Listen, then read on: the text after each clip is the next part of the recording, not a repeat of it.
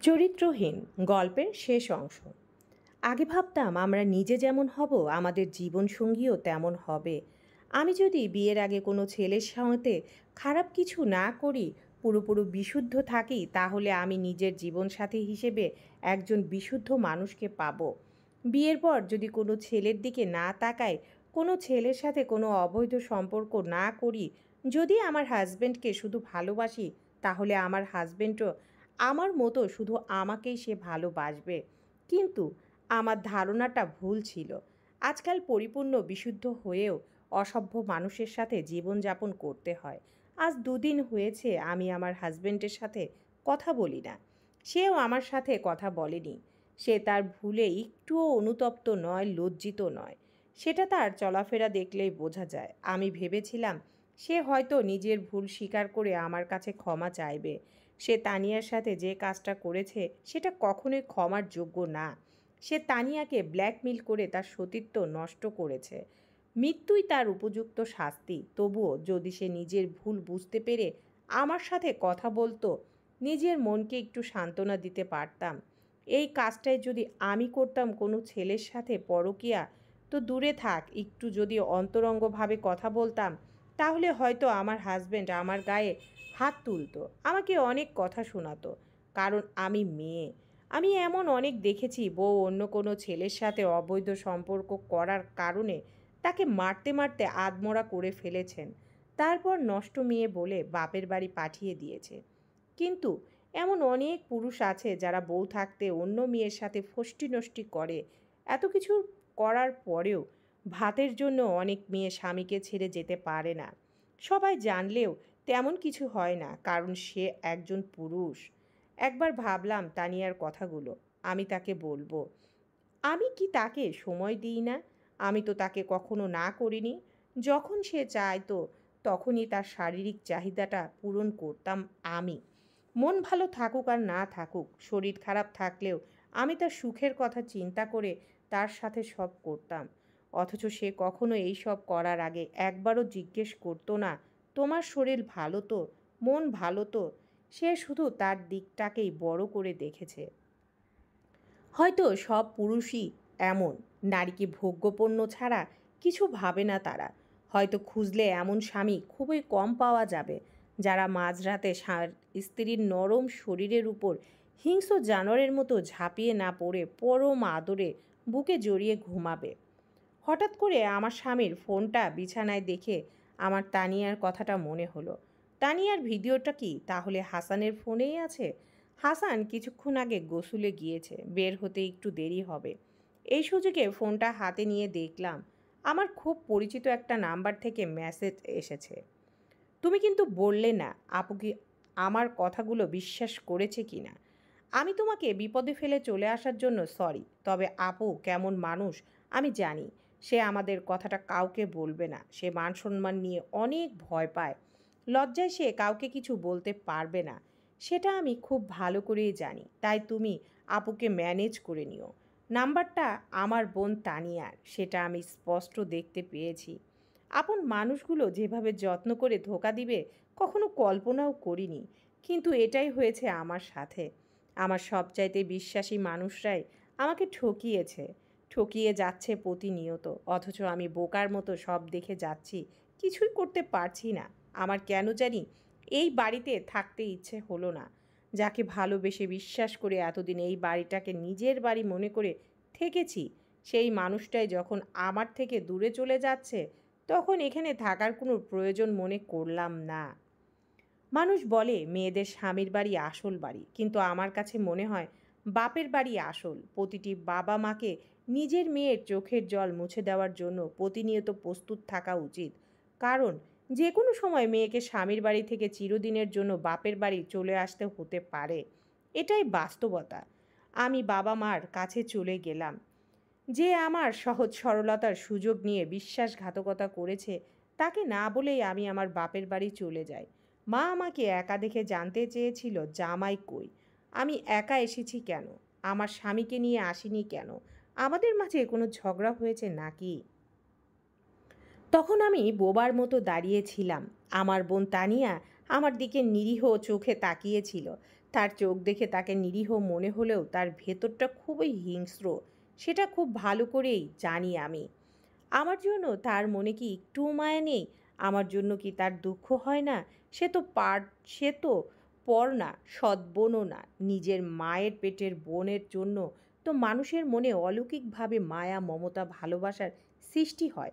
তাহলে তার মনে হয় না কেন? এসব আমার জানা নেই, কিন্তু খুব করে এসব জানতে ইচ্ছে করে। তানিয়া কেন আমার সাথে এমন করলো? কিন্তু আমি জানতে পারি না। আজ ৭ দিন হয়েছে আমি চলে এসেছি। এই ৭ দিনে আমার স্বামী আমাকে একটিবারের জন্যও ফোন দেয়নি, খোঁজ নেয়নি। অথচ আমি তানিয়াকে দেখতাম কার সাথে যেন কথা বলছে। আমি আমার স্বামীকে ছাড়া কাউকে ভাবতে পারতাম না, কারণ আমি জানি হাসান ওই তানিয়ার সাথে কথা বলে। আমি এখন তার কাছে পুরাতন হয়ে গিয়েছি, সে নতুন কিছু চায়। তাই আমি বুঝতে পারছি না ২ দিন পর আমার জন্য কি অপেক্ষা করছে। খুব ইচ্ছে করছে বাবা মাকে সব খুলে বলি, কিন্তু তাতে লাভ কি? বাবা মা অনেক কষ্ট পাবে না? অথচ যারা কষ্ট পাওয়ার তারা ঠিকই সুখে থাকবে। বাবা আর মা মামার বাড়ি যাবে কিছুদিনের জন্য। তানিয়াকে এত করে বলার পরেও সে যেতে রাজি হলো না।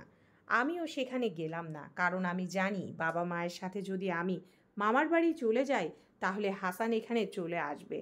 যদিও আমার মনে হয় তানিয়া হাসানকে হয়তো জানিয়ে দিয়েছে বাসায় কেউ নেই, সবাই মামার বাড়িতে গিয়েছে, তুমি চলে আসো। আর হাসানও চলে আসবে। সে তার স্ত্রীর জন্য আসবে না, নোংরা প্রেমিকার জন্য আসবে। আমি তাদের এই অবৈধ নোংরা প্রেমলীলাটা দেখতে পারছি না। সহ্য হচ্ছে না আমার, মরে যেতে ইচ্ছে করছে আমার। মনে হয় তাদের দুজনকে যদি খুন করতে পারতাম তাহলে আমার ভেতরটা একটু হলেও শান্ত হতো। পরদিন সকালে দেখি আমার স্বামী চলে এসেছে। আমি দরজা খুলে দিলেও সে আমার সম্পর্কে কোনো কিছু জানতে চাইলো না। আমি কোনো কথা না বলে কেন চলে এসেছি এটাও জানতে চাইলো না।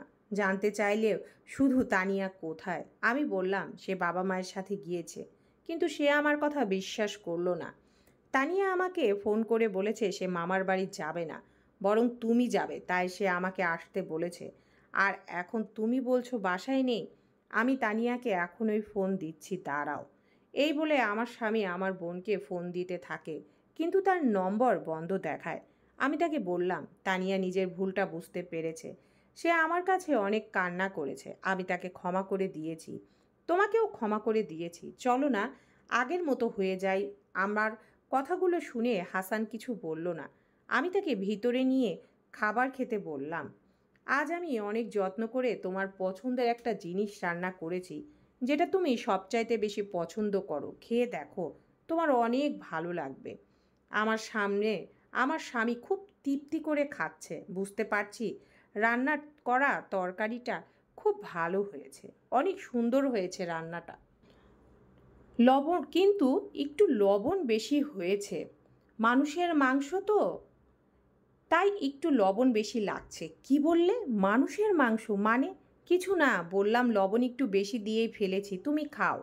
খাওয়ার পর আমার স্বামী যখন আমাকে স্পর্শ করার জন্য ধাক্কা দিয়ে বিছানায় ফেলে দিল, তখন আমি বিছানা থেকে উঠে গেলাম। সে অনেক অবাক হয়ে তাকিয়ে রইল আমার দিকে। কি খুব অবাক হচ্ছ তুমি? কি করে ভাবলে এত কিছুর পরেও আমি আবার তোমার সাথে এক বিছানায় ঘুমাবো? আমার চোখে তুমি পৃথিবীর সবচেয়ে অপবিত্র মানুষ, জঘন্য পুরুষ। তাহলে এত যত্ন করলে যে? তুমি কিসের মাংস দিয়ে ভাত খেয়েছো জানো? কিসের? মানুষের মাংস। তুমি যার সাথে নোংরামিতে মেতে উঠেছিলে তার মাংস রান্না করে তোমাকে খাইয়েছি। হ্যাঁ, আমার বোন তানিয়াকে আমি নিজ হাতে জবাই করেছি। তোমার সব চাইতে পছন্দের জিনিসটা তুমি খুব মজা করে খেয়েছো। আমার কথা শুনে হাসান বমি করে ফেললো আমার সামনেই। এতটা জঘন্য মানুষ কিভাবে হতে পারে? নিজের বোনকে নিজ হাতে জবাই করতে পারলে? তোমার হাত একটুও কাঁপলো না? না, কাঁপেনি। নিজের স্বামীকেও খুন করতে আমার হাত একটুও কাঁপার কথা না। কথাগুলো বলে বিছানার নিচ থেকে রামদাটা নিয়ে আমার স্বামীকে কুপিয়ে ক্ষত বিক্ষত করি। মৃত্যুর আগে সে আমার কাছে অনেক ক্ষমা চেয়েছিল, নিজের পান ভিক্ষা চেয়েছিল, কিন্তু আমার ভেতরে তার জন্য এতটা ঘৃণা জমে গিয়েছিল যে আমি তাকে ক্ষমা করতে পারিনি। তাকে শুধু বলেছিলাম তোমরা দুজন মৃত্যুর পরেও এই পৃথিবীতে খারাপ মানুষ হিসেবে বেঁচে থাকবে। আমি বোধহয় প্রথম মানুষ যে তার বোনকে নিজ হাতে জবাই করেছি, নিজের স্বামীকে কুপিয়ে হত্যা করেছি। কিছুদিন পর বাবা আর মা যখন বাসায় আসলো তখন আমি দৌড়ে গিয়ে কাঁদতে কাঁদতে তাদের জড়িয়ে ধরলাম আর সব খুলে বললাম। হাসান আর তানিয়া আর কিছু অন্তরঙ্গর ছবি ছিল আমার কাছে, সেগুলো দেখে বাবা মা আমার কথা বিশ্বাস না করে থাকতে পারলেন না। হাসান আর তানিয়া পালিয়ে গেছে, আর কোনোদিন তারা আমাদের কাছে আসবে না। এই কথাগুলো বাবা মা যখন শুনলো তখন তারা আমাকে জড়িয়ে ধরে ভালোবেসে সান্ত্বনা দিল। আমার মনে হলো এরকম বাবা মা থাকতে আমার স্বামী আর বোনের কোনো দরকার নেই। আমি আমার বাবা মাকে নিয়েই বাকিটা জীবন পাড়ি দিতে পারবো। আমি আমার বাকিটা জীবন কোনো চরিত্রহীন মানুষের সাথে কাটাতে চাই না। সব সময় বিশুদ্ধ থাকতে চাই আমি। সমাপ্ত।